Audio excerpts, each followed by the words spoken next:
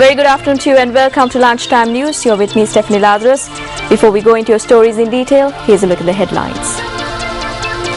Investigations underway into the death of a STF member in a shooting in Paliagoda. The Paddy Marketing Board says farmers in Ampara are faced with much difficulty due to the imbalance of the demand and production in paddy. And on international news, runoff elections in Maldives postponed. Now your stories in detail. The police have launched investigations into an incident where a member from the police special task force died as a result of a shooting that took place close to the Paliagoda fish market. Now, according to the police media spokesperson SP Buddhika Siriwardana, they believe that the army personnel died as a result of gunshot wounds. The police noted that the shooting took place at around 4:30 this morning near the entrance of the main fish market. A magisterial inquest was conducted this morning.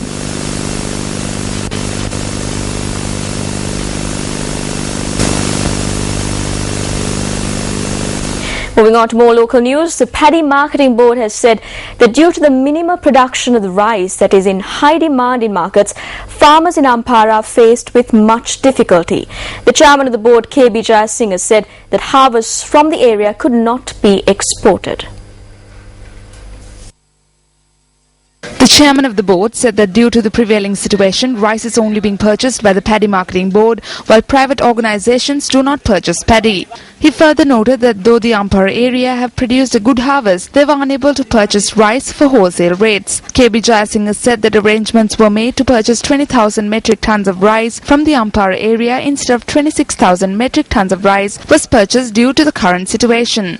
However, rice that was purchased in the Ampara area during the last season has not been sold as yet. He noted that a minimum of 2 kilograms of paddy is needed to convert it into 1 kilogram of rice, which in turn is sold for ₹40 per kilogram.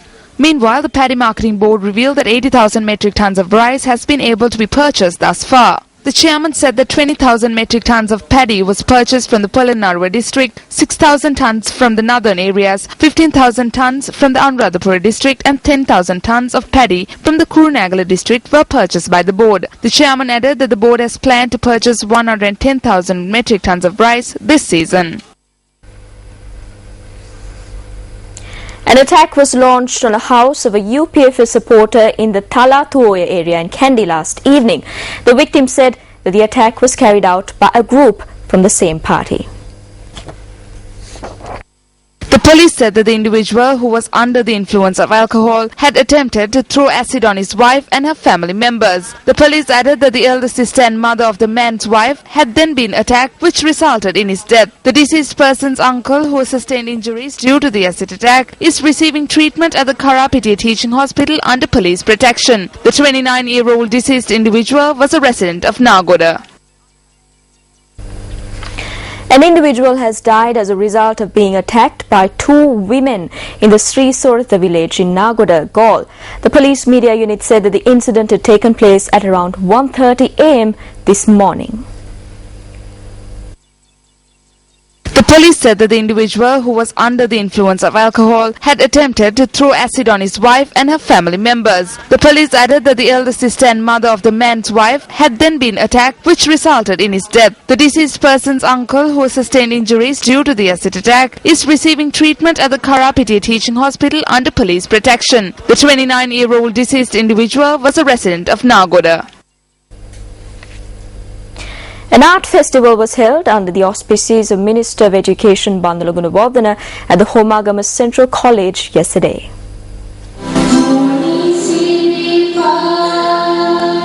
The art festival was organized by the Homagama Secretariat. Several artists were appreciated for their work at the event. අපේ දරුවෙකුට දැනෙන්නේ කොළඹ නගරේ ආවට පාසල් වල මේ තාර barrel එකකට මෝල් ගස් වලින් ගහනවා වගේ දෙවන්ත ලෙස ගැහුවොත් තමයි සාමාන්‍යයෙන් දරුවට යන්තම් හරි සංගීතයක් කියලා ඇහෙන්නේ. මේක The children too say that the rhythm is too fast. They said they cannot sleep, that it feels like horses are galloping on their chests. Presenting enjoyable programs of this nature is important to creating a debate in the field of literature. මෙවැනි වින්දනාත්මක වැඩසටහන් ඉදිරිපත් කිරීම අතිශයින් වැදගත්. A complaint was made that the Kathudu police saw an assault on a student from a school in Homagama. The complaint was made against the principal of the school. The student charges that the principal assaulted him for a wrong that he did not commit. When I was going to pick up a pen, another student pushed me from behind. When the sir came that way and asked me what I was doing, I told him that the student pushed me and that is why I fell. Then the sir hit me saying that I was disobedient.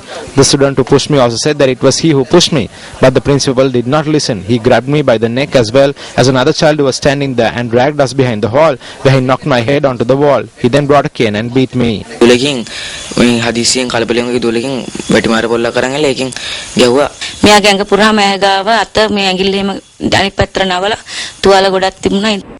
Our correspondent said that subsequent to the incident, a complaint was lodged at the Kathudu police. The student was then taken to the Homagama hospital for treatment and was discharged this morning. When we inquired, the said principal had this to say. The students were making a loud noise in the classroom. I pulled out the student who was disobedient. Then he spoke against me. I did not beat him. I took a cane and hit the floor just to frighten him. I think this is some sort of a conspiracy. I did a lot of things to develop this school. I think this was done by those who do not like the development of the school. 3 persons were injured in an accident that took place along the Hingurangoda road in the Sansungama area when a 3-wheeler veered off the road and hit a telephone post.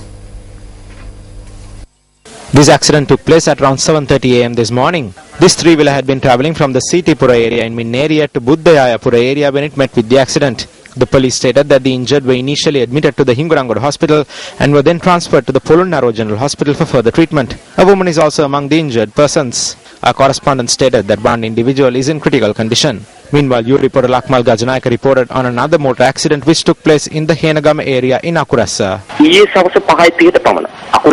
A person died when he was knocked down by a motorcycle in the Henagama area in Akurasa last evening. The injured motorist is receiving treatment at the Karapitiya hospital. The Akurasa police are conducting further investigations.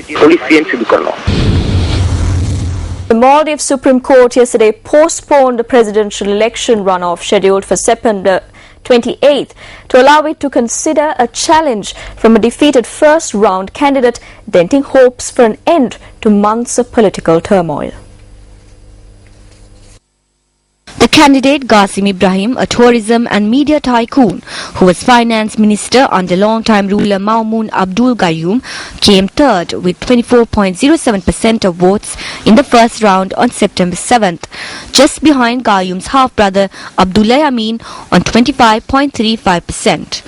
The first round was won by ex-President Mohammad Nasheed, whose removal from power 20 months ago ignited months of unrest in the Indian Ocean archipelago. He secured 45.45% in the first round, just short of the 50% needed for outright victory, and his party promptly announced mass protest against the postponement. Qasim Jamhuri's party had asked the court to annul the first round result, alleging vote rigging. Hamid Abdul Ghafoor, spokesman for Nasheed's Maldivian Democratic Party, said the MDP would appeal. Nasheed, who served for 3 years as the Maldives' first democratically elected president, was forced from office in February 2012 when mutinying police and soldiers armed opposition demonstrators and gave him an ultimatum. Protests by his supporters were met with a heavy police crackdown that tarnished the Maldives' image as a tranquil holiday paradise. Analysts and human rights defenders say the island have been in political and economic limbo ever since.